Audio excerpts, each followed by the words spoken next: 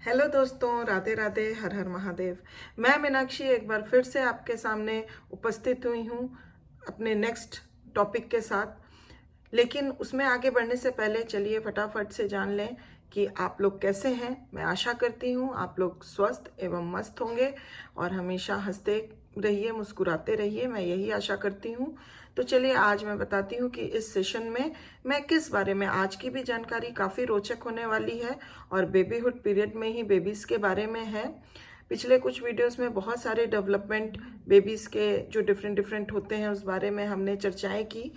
आज भी उनके कुछ कॉमन जो कॉन्सेप्ट्स होते हैं जो बेबीहुड के दौरान बेबीज़ के अंदर डेवलप होते हैं, तो आज हम इस सेशन में different concepts that develop during babyhood in babies उस बारे में हम जानेंगे। तो मैं आशा करती हूँ कि आप वीडियो में अंत तक बने रहेंगे। आपको ये सेशन बहुत ही रोचक और पसंद आने वाला है। तो चलिए इसी के साथ मैं शुरू करती हूँ। तो बेसिकली 8 टाइप्स ऑफ कॉन्सेप्ट्स हम देख सकते हैं जो बेबीज़ के अंदर डेवलप होता है। क्या क्या है, चलिए पहले तो ये जान लेते हैं। Concepts of space, concepts of weight, concepts of time, concepts of self, sex role concepts, social concepts, concept of beauty and concept of the comic।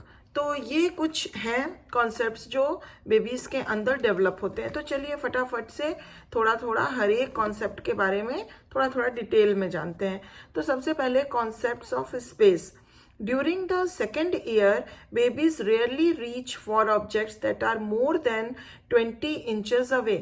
अगर हम देखें कि लगभग जब बेबी 2 साल का होता है तो जो भी ऑब्जेक्ट अगर उससे 20 इंचेस अवे होती है तो वो उसको रीच नहीं करता, उसको लेने की कोशिश नहीं करता। इंडिकेटिंग, ये इंडिकेट करता है that they are able to estimate distance. तो इस तरह से हम ये जान सकते हैं कि उसका जो ये कॉन्सेप्ट डेवलपमेंट हुआ है तो इससे उसको ये अंदाजा लग जाता है कि इतने रीच पे ही हमको ऑब्जेक्ट को लेना है या इतने रीच पे है तो हमें नहीं लेना है।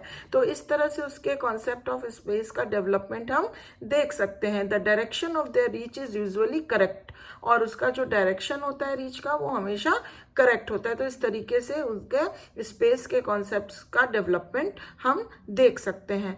Now next comes concepts of weight. Concepts of weight are inaccurate during babyhood. देखा जाए तो अभी बहुत ज्यादा डेवलप नहीं हुआ रहता है वेट का कॉन्सेप्ट बेबीहुड पीरियड में। Babies perceive a small object as light and a large object as heavy. वो ऑब्जेक्ट के साइज के हिसाब से उसके वेट को अंदाज लगाते हैं। उनको लगता है जो छोटे ऑब्जेक्ट्स हैं, जो लाइट ऑब्जेक्ट्स हैं, जो छोटे ऑब्जेक्ट्स हैं वो लाइट होंगे और जो लार्ज ऑब्जेक्ट्स हैं वो हैवी होंगे। तो इस तरह से हम देख सकते हैं कि वो वेट का कॉन्सेप्ट उनके अंदर इस तरीके से डेवलप होता है। Now next comes concepts of time. Babies have no idea of how long it takes to eat a meal, nor have they any concept of the passage of time। तो उनका ये जो कॉन्सेप्ट होता है इसमें हम कोई आइडिया नहीं लगा सकते कि बच्चा ये जान सके कि हमको खाने में कितना टाइम लग सकता है या कितने देर में हम इसको फिनिश कर सकते हैं, मील खा सकते हैं। Only when they are on fairly rigid daily schedules to they know morning from afternoon और नाइट।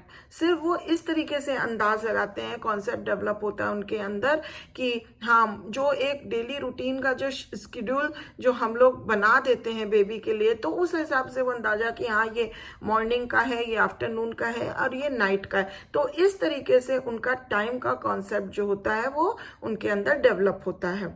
कंसेप्ट्स ऑफ सेल्फ की अगर बात करें, babies develop physical self concepts by looking at themselves in mirror and handling the different parts of their bodies. अगर हम physical concepts की बात करें, उन सेल्फ में अगर फिजिकल कंसेप्ट की बात करें तो वो तब उनके अंदर डेवलप होता है जब वो उस तरीके से डेवलप होता है जब वो अपने आप को मिरर में देखते हैं और उस वहाँ मिरर में देखते हुए अपने डिफरेंट बॉडी पार्ट्स को हैंडल करते हैं। तो इस तरीके से उनको अपना सेल्फ कॉन्सेप्ट जो है वो डेवलप हम देख सकते हैं, दिखाई देता है। Next psychological Psychological self-concept develop later and are based mainly on what the significant people in their lives think of them.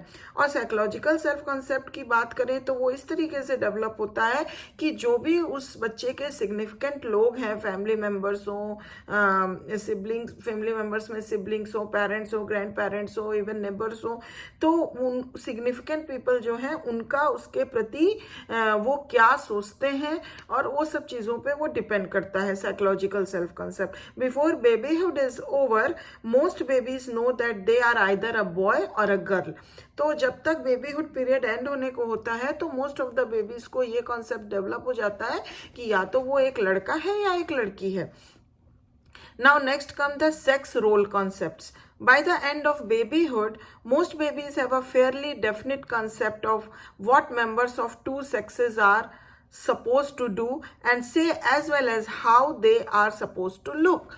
तो अगर हम सेक्स रोल कंसेप्ट्स की बात करें तो बेबीज के अंदर ऑलमोस्ट ये बेबीहुड पीरियड में के एंड होते होते ओवर होते होते ये डेवलप हो जाता है कि हाँ, जो भी ये दो सेक्स होते हैं, दो जेंडर होते हैं, मेल और फीमेल, तो उसमें जो क्या वो किस तरीके के दिखते हैं, कैसा उनका मतलब वो कैसा उनका अपीयरेंस होता है उसको लेके, और डिफरेंट सेक्स का क्या रोल होता है, क्या चीज़ उनको परफॉर्म करनी होती है, किस तरह से उनका they are supposed to do what to do as the sex based role.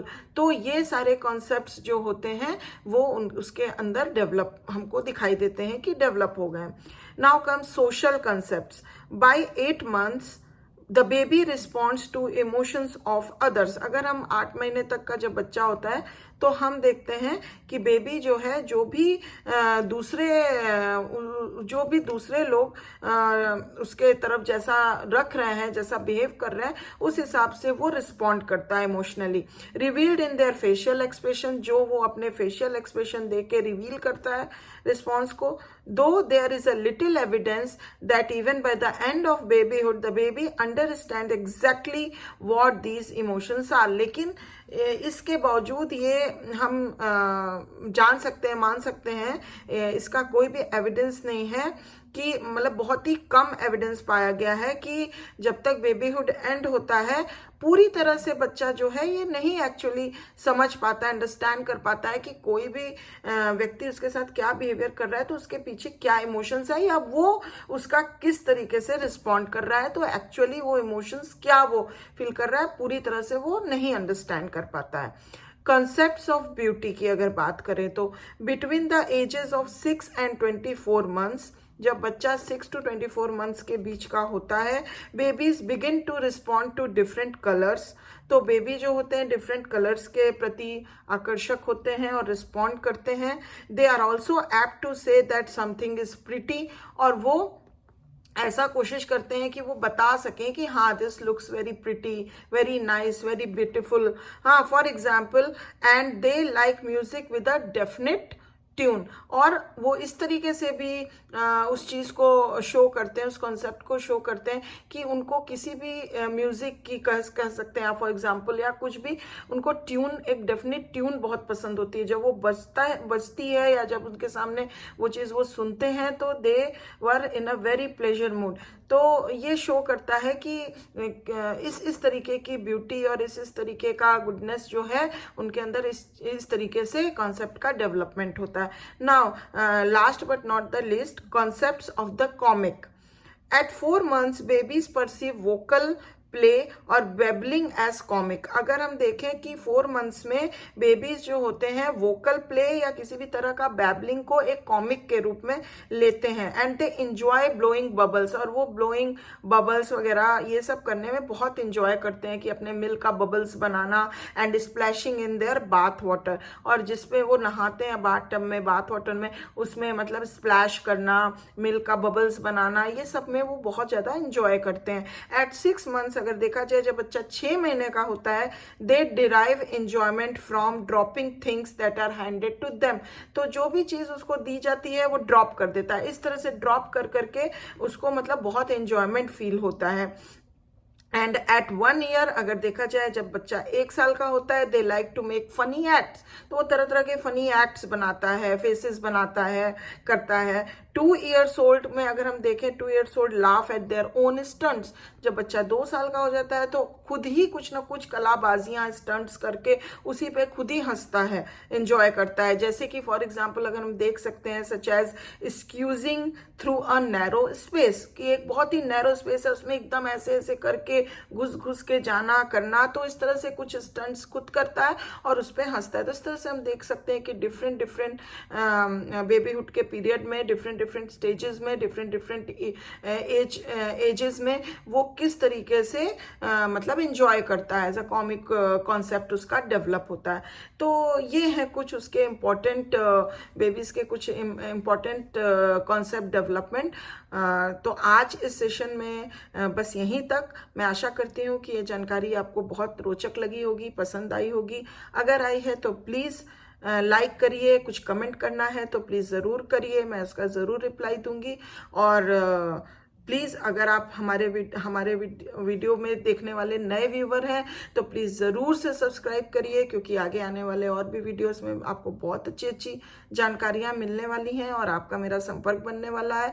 And चाहे मेरे एग्जिस्टिंग व्यूवर हों या न्यू व्यूवर हों, सभी को मैं बहुत बहुत धन्यवाद देती हूँ इस वीडियो को वॉच करने के लिए, अंत तक बने रहने के लिए, मेरे को प्रोत्साहित करने के लिए बहुत बहुत धन्यवाद।